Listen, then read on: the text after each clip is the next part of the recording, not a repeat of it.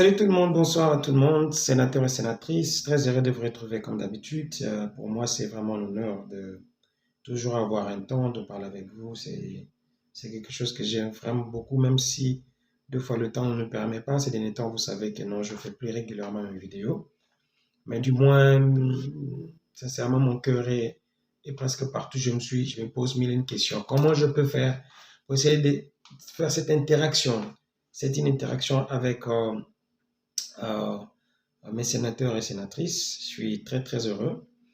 Euh, vous savez, ce qui est plus difficile dans ce que nous faisons, c'est des fois, nous nous posons la question, comment on peut arriver à donner un titre à un sujet, parce qu'il y a beaucoup d'idées. Je ne vous dis pas que non, ce ne sont pas les sujets qui manquent, c'est simplement, il y a tellement beaucoup d'idées qui viennent à la tête, alors, des fois, on se pose des questions. Qu'est-ce que nous devons dire ou comment formuler, surtout des personnes comme nous, où nous ne savons pas insulter, nous ne savons pas dire des mensonges, nous ne savons pas essayer de comment je peux formuler ça, c'est de désorienter les gens, c'est difficile, je vous dis la vérité. Euh, L'actualité est tellement nombreuse, mais je n'aime pas à tout moment être derrière l'actualité. Sincèrement, j'estime que non. Notre pays ne peut pas toujours vivre avec aujourd'hui un dossier, lobby pays à soif, lobby pays à nini. Sincèrement, ça fait tellement mal. Discours de Kabila, je ne vais pas commenter. Son arrivée à Goma, je ne vais pas commenter. Le manœuvre de Félix, je ne vais pas commenter. Je sais si pourquoi je ne vais pas commenter. C'est pas nécessaire ou important que je le dise. Mais j'estime que non, moi personnellement, j'estime que non, nous, Congolais, devons être assez matures pour essayer de comprendre maintenant que non, toute la sphère politique, les politiciens, nous distrait. Parce que deux fois, j'étais tenté de dire des leaders politiques. Non, ce ne sont pas des leaders politiques. Nos politiciens nous distraient. Donc, ils font de leur mieux pour qui créent des chaos et des chaos, que nous puissions tomber toujours dans leur appareil ou dans leur système et que les mêmes personnes créent des camps. Il y a une personne qui soutient l'autre et l'autre là qui soutient l'autre. Et en fin de compte, on ne se retrouve pas. Vous serez d'accord avec moi que depuis l'époque de Mobutu, la politique c'est comme un jeu chez nous au Congo. Où les mêmes personnes, les mêmes figures, les mêmes familles, les mêmes noms viennent à tout moment, décennie après décennie. Je ne dis pas que non, on devait faire l'alternance ou la République, non, le mois ici, bien le mandat ici, c'est cette famille. Non, c'est simplement, je me pose des questions.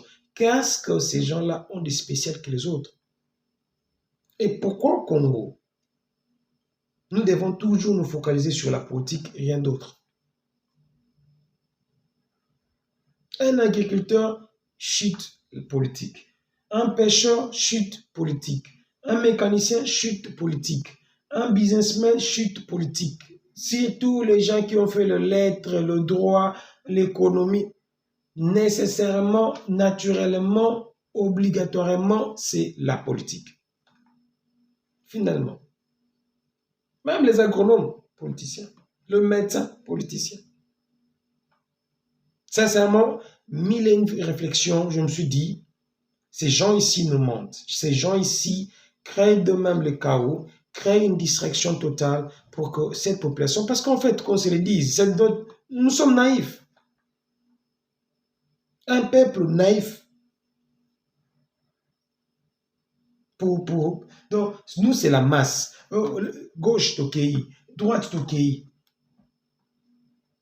Mon pays a un sérieux problème de leadership. Je peux vous le confirmer. Alors, dans tout ça, le dimanche, j'étais avec les amis, on parlait, on discutait, les Congolais, bien sûr, j'aime bien faire des débats, comprendre les idées des autres. À la fin des comptes, j'ai posé la question à presque tout le monde. Quelle est la solution pour le Congo. Je vous dis, on était départagés. Laissez-moi vous donner ma réflexion.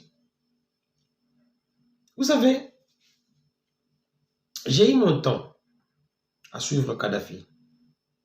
J'ai eu mon temps à suivre Saddam Hussein. Ce sont ces deux personnes qui ont prouvé par leur gestion que on peut amener quelque chose de nouvelles que la masse n'aime pas, mais la masse en bénéficie au plus haut que ce qu'ils pensent. Je m'explique. Je prends le cadre de ces deux personnes-là. Lorsqu'ils étaient au pouvoir, lorsqu'ils dirigeaient leur pays, les besoins primaires, ça veut dire les soins de santé, le manger, l'école, l'université, les maisons, les sociales et tout ça en général, étaient gratuits. Les besoins primaires étaient gratuits. À moins que tu veuilles construire un immeuble, là, c'est autre chose, mais où tu veux faire des choses un peu extraordinaires. Mais ce qui était primaire, ce qui était normal, le transport en commun, la santé publique, la voirie urbaine, l'école, l'université, c'est le manger, l'agriculture, c'était gratuit. Et lorsque ces gens-là ont quitté le pays, c'est l'hécatombe.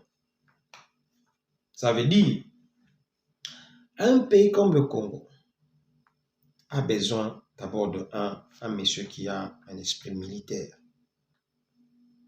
un monsieur qui va venir, permettez-moi que je dise ça en anglais, ça sera plus donné le sens shut down, je dis bien, la classe politique. Notre classe politique offre, donc on ne parle plus de la politique, parlons du pays. Parlons du pays. On ferme tout ce qui est ambassade, tout ce qui est représentation diplomatique, non consul, whatever. On ferme ça. Le Congo n'a pas besoin d'être ouvert à la manière où ça se trouve maintenant là. C'est là où vient notre problème. Un militaire à la tête de notre pays qui vient avec une rigueur farouche, une discipline et de principe, vous verrez que ces pays-là vont aller de l'avant. Parce qu'en 1997, Kabila, Mzee Laurent Désiré Kabila, nous a montré que non, noirs que nous sommes, nous avons besoin d'être disciplinés avec un fouet, avec une chicotte. Sans ça, il n'y aura rien qui va avancer. Les histoires là de parlement, votes, qui sont pour... On doit cesser tout ça. C'était ça ma pensée d'aujourd'hui. Oui, beaucoup d'entre vous ne vont pas être d'accord avec ça. Beaucoup d'entre vous vont me contredire. Mais si oui, donnez-moi une de vos propositions que vous pensez ça va réussir pour le Congo. Au cas contraire, faisons ce que je vous ai demandé. Un militaire doit prendre le pays dans mon pays et imposer la discipline, la rigueur, la dictature, le travail. Isoler le pays. Fermer toutes les frontières. On laisse simplement celui aérien. Là, on sait contrôler qui entre, qui sort. Je ne suis pas un voyou, mais je pense que non. C'est l'unique solution pour ce que nous voyons aujourd'hui. Je ne comprends pas la démarche exacte de M. Martin Fayulu, mais il y a des révélations terribles sur sa démarche que je me dis des fois, où c'est là qui m'a permis de conclure. Nous n'avons pas de politiciens dans notre pays. Merci pour votre temps. Merci, bye. Ciao.